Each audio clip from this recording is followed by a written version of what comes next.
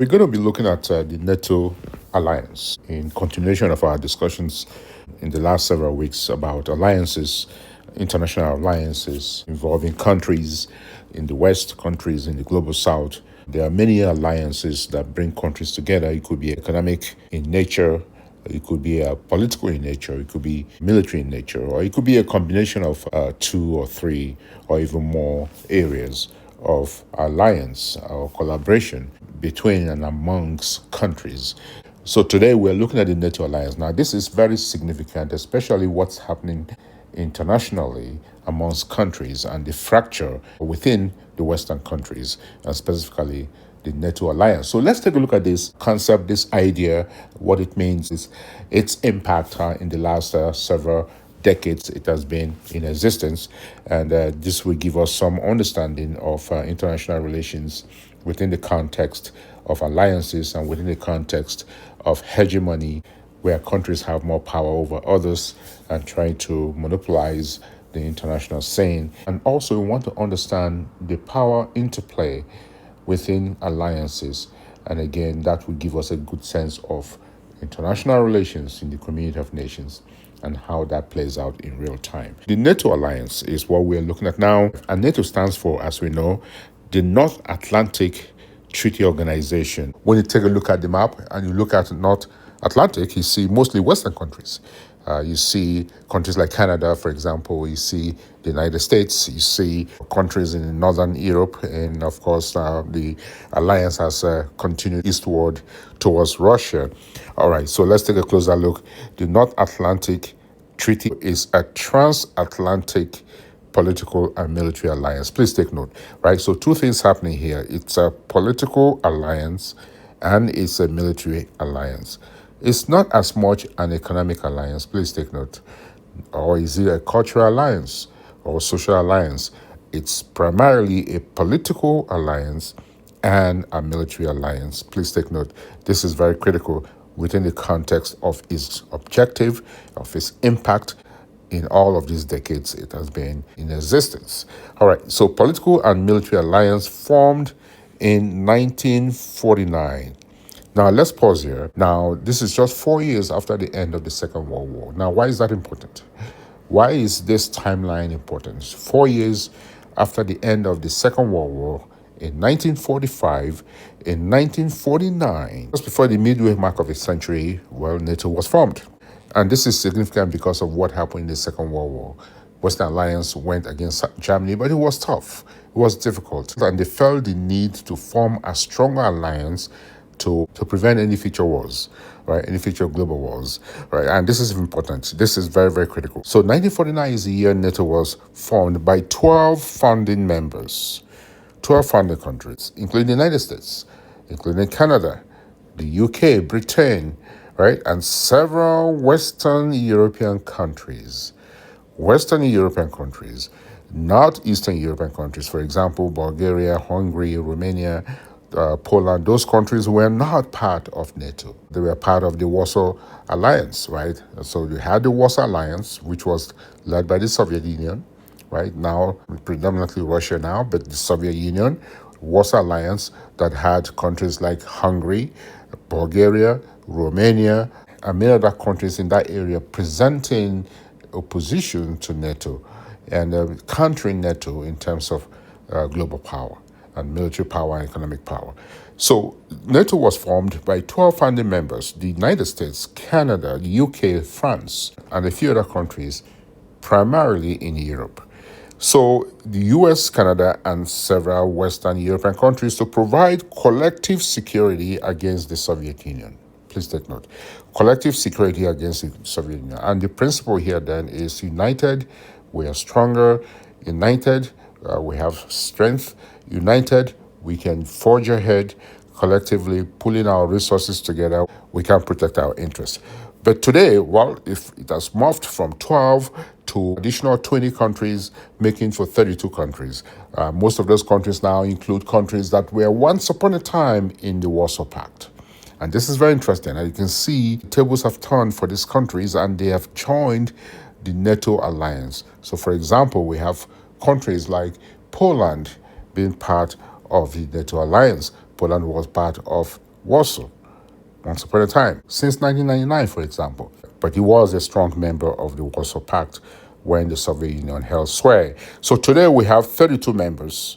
It has grown by 32 members. And recently, in the last 2-3 years, right, more countries have joined the alliance because of the threat posed by Russia. The Russian invasion of Ukraine motivated some countries like Finland and Sweden to join the alliance, especially Finland that shares an 800-mile land border with Russia. And it was very critical for this country to be protected, to be amongst other countries, powerful countries that could protect its interests should Russia decide to invade Finland, as it did with Ukraine.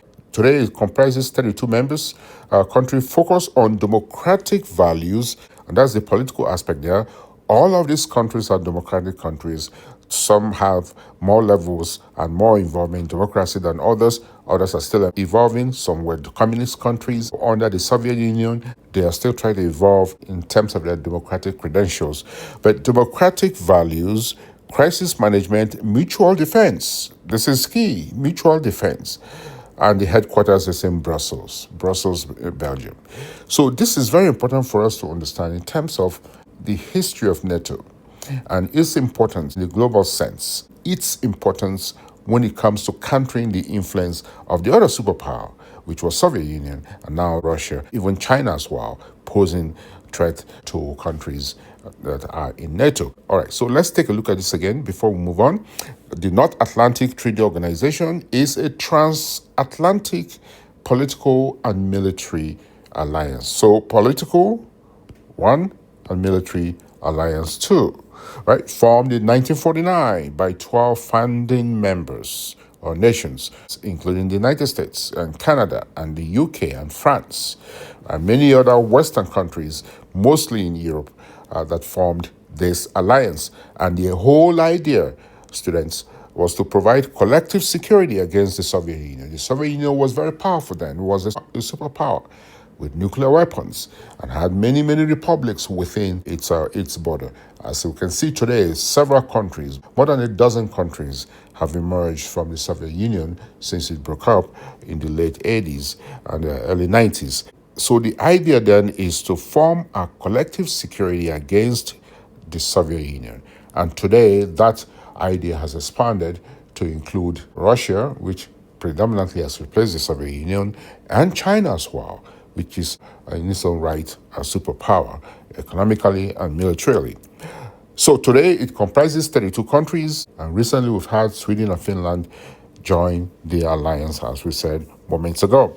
Okay, so the purpose then is to ensure that the countries have democratic values, which is very critical in terms of understanding themselves, in terms of having a common goal and objective, in terms of protecting those values against any powers that seek to undermine those values. Crisis management, mutual defense, with headquarters in Brussels. All right, so let's understand the key aspects of NATO. Please take note of this point, students. This is very important.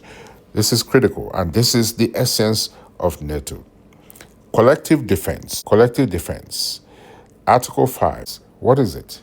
What is Article 5, right? Article 5 is the cornerstone of NATO. It says here, the cornerstone of the alliance, Article 5 stipulates that an armed attack against one member is considered an attack on all members. And because all members would have felt the attack and believe that they have been attacked as well, they will collectively, right, defend that country that has been attacked by someone else outside the alliance. Let's say Russia, for example. So if Ukraine were to be in NATO in 2022 February when it was attacked, well, guess what? NATO would have gone to its defense, would have defended Ukraine. And perhaps that alliance would have deterred Russia from attacking it. And this is the impact and the key objective of NATO, to ensure that all its members are protected and to ensure that they pool their resources. They pool their resources together to deter other countries that are seeking to attack one of its members. Article 5 is the cornerstone of the alliance Please take note of this point, students. Very critical. If you take nothing out of this discussion, this is the point you should be taking away. Article 5 of NATO is the cornerstone of the alliance. It says that an armed attack against one member is considered an attack against all, requiring members to assist in restoring security. Now, let's take a look at this box over here. In 2001, we had the 9/11 attacks, right? The 9/11 attacks on the Twin Towers in New York. And once that happened, Article 5 was triggered, right? Article 5 was triggered. Now, the interesting aspect of this, students, is that the 9/11 attacks did not come from a particular country. Although citizens of countries in the Middle East were participated, but it didn't come from a country per se. But the organizer of the attack, Osama bin Laden, and the Al-Qaeda group were targeted because they initiated the attack. And Osama bin Laden was determined to be living in Afghanistan. And so the US went after him. And there was a protracted war from 2001 to 2021. And a lot of countries within the alliance sent soldiers to Afghanistan. Now we'll take a look at this. It says here, number of military casualties in Afghanistan from 2001 to 2021. That is a 20-year period that the United States and other countries were there. During this time, the United States lost 2,461 soldiers. It was the United States war, but it was at the same time NATO's war. And because it was NATO's war, students, most of these countries sent troops. Take a look at this. The United States lost 2,461 soldiers, servicemen and women in Afghanistan in the 20-year span, followed by the United Kingdom, 457, then followed by Canada, 158 soldiers died. Again, New York was attacked, Ottawa was not attacked, London was not attacked, Paris was not attacked, Germany was not attacked, but these countries sent soldiers to fight against the Al-Qaeda terrorists who had bombed and attacked the Twin Towers in the United States. The United States, of course, being the leader in the NATO Alliance. So they sent soldiers, and this is the impact of Article 5, and this is the larger objective of NATO. Again, let's take a look at these numbers. 2,461 were killed, Americans were killed, 457 soldiers from the UK were killed, and 158 from Canada were killed, 90 from France, 60 from Germany, 48 from Italy, 43 from Denmark, 41 from Australia, 40 from Poland, 34 from Spain, and others 185. Now you can see the impact of this. You can see the sacrifices of these countries to ensure that the United States is protected, to ensure that the enemy is defeated, to ensure that this doesn't happen again. This is what we call political and military alliance. So this is the essence of political and military alliance. Now I should say that Australia is not part of NATO. Nonetheless, it sent soldiers because it's a Western country, because it was a democratic country, and it believed in the democratic principles. And so it sent soldiers to fight on behalf of the United States to ensure that the Al-Qaeda terrorists were defeated. All right, so the purpose then of NATO is to guarantee the security and freedom of its members through political and military means. Right? Political means diplomacy, please take note. This is diplomacy, right? Diplomacy, memorandum of understanding, ensure that conflicts can be solved politically. But where that doesn't work, they can resort to military means, including cooperation on defense, crime, and security issues. They share information, they share intelligence on what's about to happen, what has happened. They are always communicating and ensuring that their members are protected. So the purpose is to guarantee the security and freedom of its members through political and military means, including cooperation on defense, crime, and security issues. The membership, originally 12, as we said, has grown to 32 as of 2024. And this is important, including recent additions like Finland and Sweden. This is very important because it underscores the dangerous landscape and atmosphere these countries are operating in, that they've seen the need for this collective defense. They've seen the need for this collective security because of the threat posed by the Soviet Union, because of the threat posed by Russia, the threat posed by China, the threat posed by North Korea, and they felt the need, more countries coming in, like Turkey, for example, coming in into the alliance, Sweden and Finland coming into the alliance. We have countries like Estonia that are part of the alliance as well, right? And all of them have felt the need to be part of the alliance to ensure that their interest is protected, to ensure that their territorial integrity is respected, and to ensure that they have the capacity to defend themselves. So from 12 members to 32 members, this is very important in terms of the progression, how the alliance has become so critical.